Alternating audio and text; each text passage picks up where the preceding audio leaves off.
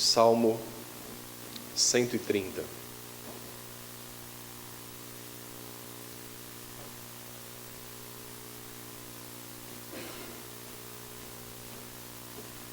Esse é um cântico de romagem, ou um cântico de degraus, ou um cântico de ascensão, que nos diz assim: das profundezas clamo a ti, Senhor. Escuta, Senhor, a minha voz.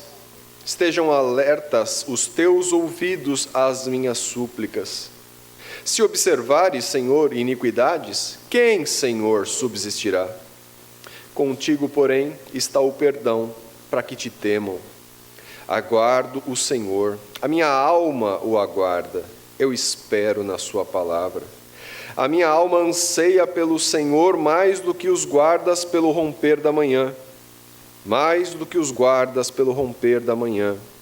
Espere, Israel, no Senhor, pois no Senhor há misericórdia, nele copiosa redenção. É Ele quem redime a Israel de todas as suas iniquidades. Oremos mais uma vez. Santo e bendito Deus, a nossa esperança não pode estar sobre nós mesmos. A nossa esperança não pode estar nas coisas que são temporais e por isso mesmo perecem. Ajuda-nos, ó Deus, a reconhecer quem somos diante de quem Tu és e a colocar a nossa certeza no Senhor. Ajuda-nos, ó Pai, nesta manhã. Nós Te pedimos em nome de Jesus. Amém. Meus irmãos, a caminhada cristã, ela não é uma autoestrada com pavimentação de primeira qualidade. A caminhada cristã, ela tem os seus percalços, ela tem os seus obstáculos, e nós, alguns mais, outros menos, sabemos disso especificamente quando nós olhamos para a história da nossa igreja e para a história, portanto, de cada um de nós que compõem esta igreja. A nossa expectativa maior e última é que aquela plenitude da salvação, que vai se realizar completamente no último e grande dia, ela convive hoje com a nossa santidade imperfeita. Ela convive hoje com os efeitos remanescentes do pecado que ainda habitam em nós.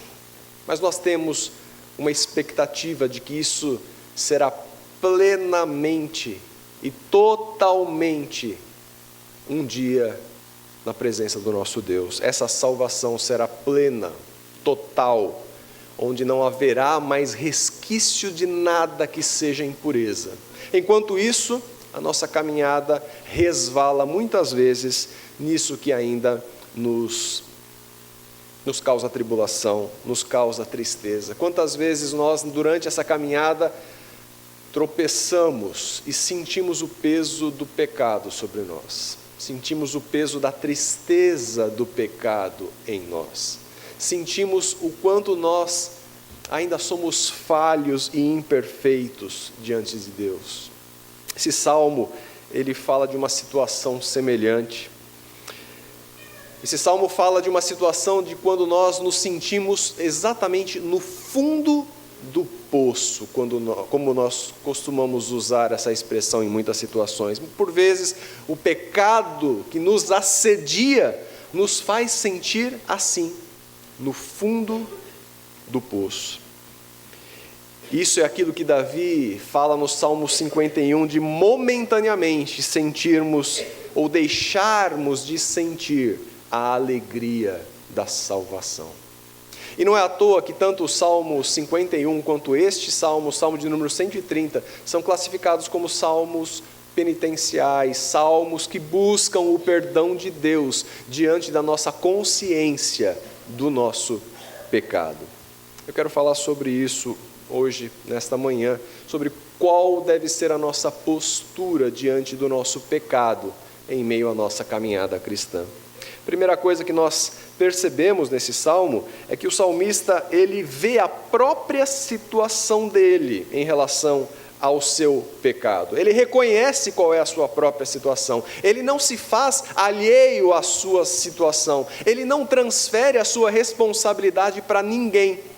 Ele reconhece o seu erro, o seu pecado e a sua condição como pecador diante de Deus. Os versículos 1 e 2 deixam isso claro. Ele diz: das profundezas clamo a ti, Senhor. Escuta, Senhor, a minha voz. Estejam alertas os teus ouvidos às minhas súplicas. Ele clama a Deus, mas não clama a Deus de uma maneira rotineira, ou como quem faz isso de maneira automática. Ele se vê em situação terrivelmente longe de Deus. Ele diz: das profundezas clamo a ti.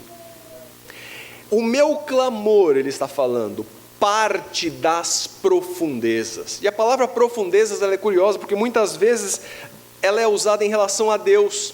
Mas quando ela se refere a Deus, ela fala das profundezas da sabedoria, do mistério que nós não conseguimos perscrutar em Deus, da sua profunda sabedoria.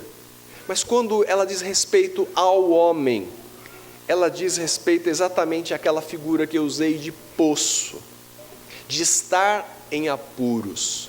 E é desta situação que o salmista clama a Deus. Ele sabe que ele está em apuros. Ele sabe que ele está no fundo de um poço. E isso é decorrência do seu próprio pecado. Ele clama a Deus, mas clama do mais baixo onde ele pode se enxergar. Ele clama das profundezas. Talvez nós já tenhamos nos sentido assim, em situação mais baixa possível, longe do aquele que habita no alto trono, longe do Altíssimo, está o pecador nas profundezas. O pecado traz tal separação entre o homem e Deus, que ele se sente assim, no profundo abismo longe de Deus. Ele reconhece, portanto, que ele está lá por causa do seu pecado. Ele diz: escuta, Senhor, a minha voz. Vocês já passaram por aquela situação, talvez alguns que moram em prédios, de acabar a energia com você dentro do elevador, e você não enxerga um palmo diante da sua frente, diante do seu rosto, você não enxerga nada. E mais que isso, você não sabe se o elevador está parado exatamente num andar, onde ele poderia abrir a porta, ou se ele está no meio entre um andar e o outro. Você não sabe em que lugar do fosso você está. E você grita e chama, pede socorro, e parece que ninguém ouve a sua voz. É muito pior do que isso a situação do salmista. Ele está nas profundezas e ele clama a Deus, e só Deus pode ouvir a sua voz. Não tem um zelador, não tem um síndico, não tem alguém que possa ouvi-lo, não há ninguém que possa ouvir a voz do pecador, do salmista, a não ser Deus. E lá das profundezas, ele clama a Deus: escuta, Senhor. Ele suplica: escuta a minha voz. Não há quem possa ouvir a voz dele, a não ser o Senhor. Ele está tão longe de Deus, e ao mesmo tempo só Deus pode ouvi-lo. Ele reconhece que ele está nas profundezas, e que de lá só existe uma esperança para ele, que o próprio Deus, aquele que está mais distante, é quem pode ouvi-lo. Escuta a minha voz, e estejam alertas os teus ouvidos à minha súplica. Mas o salmista também vê não só a sua situação, mas ele vê a situação do próprio Deus em relação ao seu pecado. Olha o que ele diz nos versículos 3 e 4: se observares, Senhor, iniquidades, quem, Senhor, subsistirá? Essa é a posição de Deus. Se Deus observar tão somente pecados em nós, quem permanece diante de Deus? Quem subsiste diante do Senhor? Quem permanece em pé diante de Deus? Paulo falaria algo semelhante a isso lá quando escreve aos Romanos, quando ele diz: todos pecaram e carecem da glória de Deus. Se observares iniquidades, se o Senhor atentar para as nossas falhas, quem subsistirá?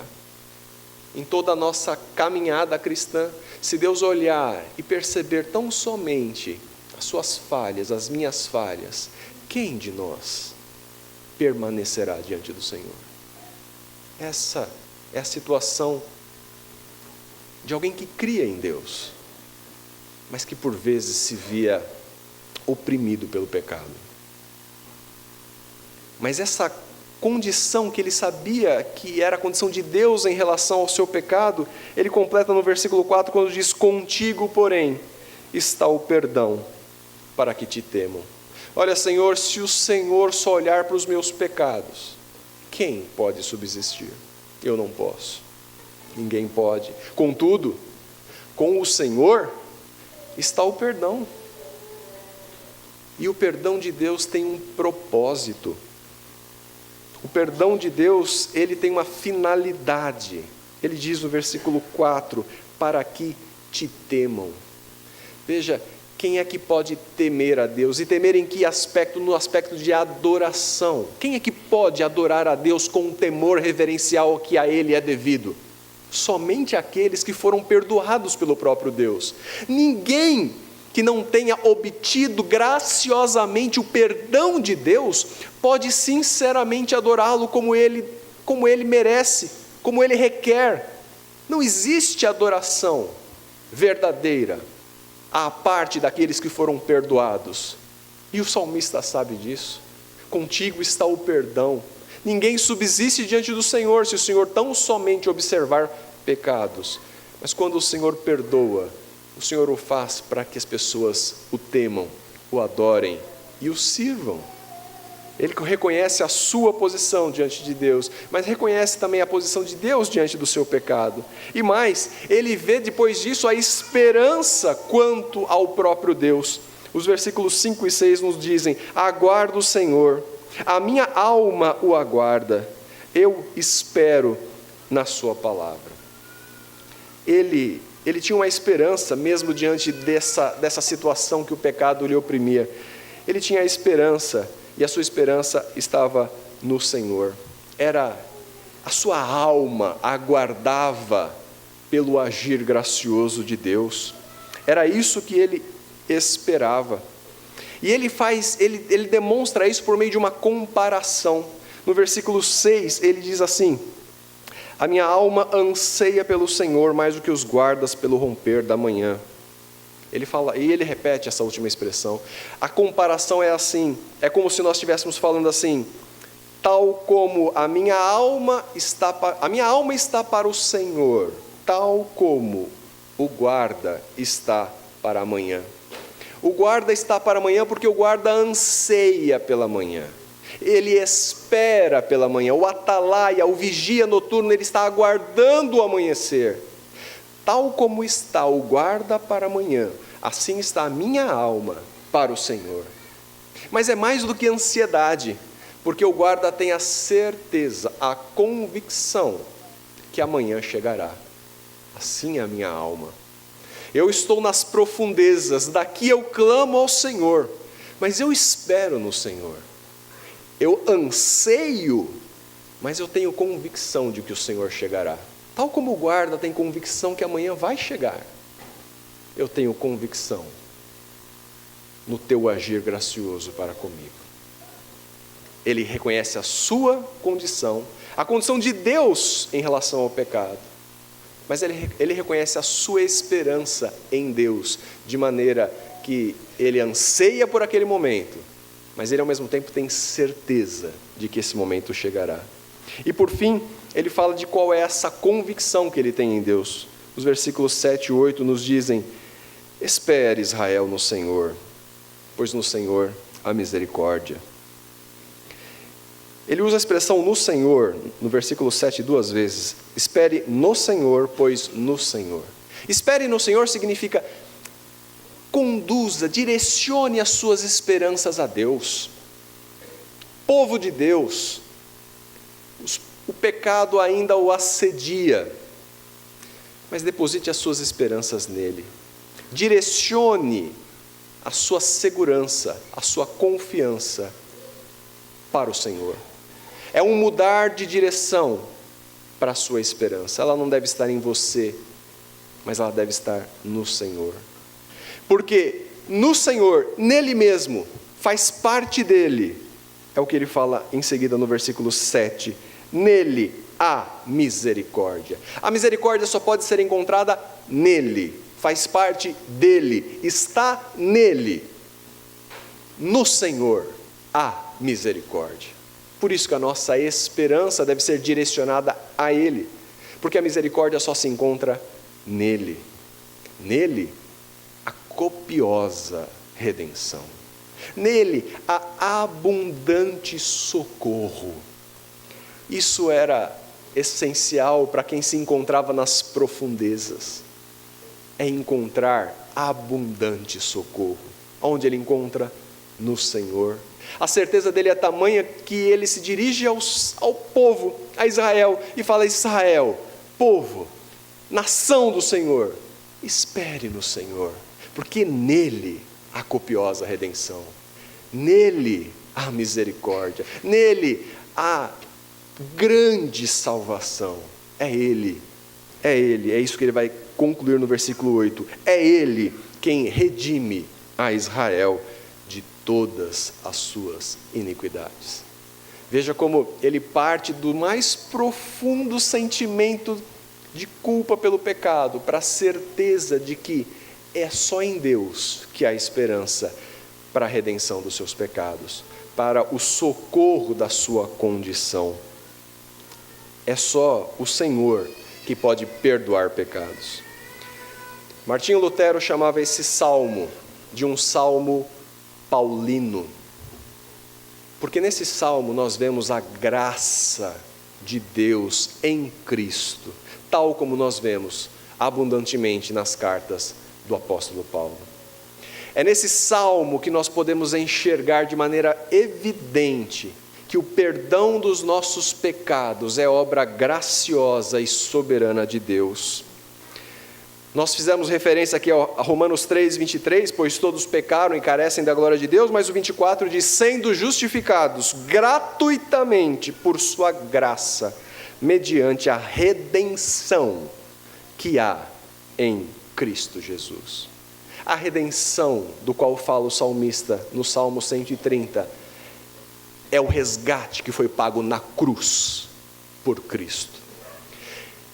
A cruz de Cristo, a obra de Cristo na cruz, nos dá não somente regeneração, implantação de vida nova dentro de nós, mas nos dá também justificação, nos dá o perdão dos nossos pecados. É Ele quem redime Israel de todas as suas iniquidades. É aquilo que o apóstolo João escreveu na sua primeira carta: Ele é a propiciação dos nossos pecados. Essa esperança do salmista foi concretizada na cruz, pela obra redentora do nosso Senhor Jesus. Aos que não sentem ainda a necessidade de perdão, é necessário que você saiba que todos estão mortos e todos que estão sem Deus estão mortos. É isso que Paulo também nos diz lá na sua carta aos Efésios. Todos nós assim andávamos outrora, segundo as inclinações da carne, fazendo a vontade da carne. Éramos filhos da ira. Todos estavam debaixo dessa ira. Todos. Se há alguém que acha que não estava, todos estávamos. Mas aqueles que já se sentem, muitas vezes como esse salmista, já são conscientes da sua fé, do seu Salvador, mas mesmo assim na sua caminhada, se sentem como no abismo algumas vezes. A esperança é que Ele vos deu vida, estando vós mortos nos vossos delitos e pecados, e pela graça nós somos salvos. Esse é o Deus que perdoa pecados, perdoa todas as iniquidades do seu povo, quando este se arrepende. Isso é obra de Deus, graciosa, que nos faz olhar para Ele, clamar a Ele e receber o perdão e a segurança que só Ele pode nos dar. Que na nossa caminhada com Cristo, nos próximos anos e décadas que teremos com Ele, que o Senhor nos conceda essa segurança e essa convicção de que é Ele quem nos redime de todas as nossas iniquidades. Que Deus nos abençoe.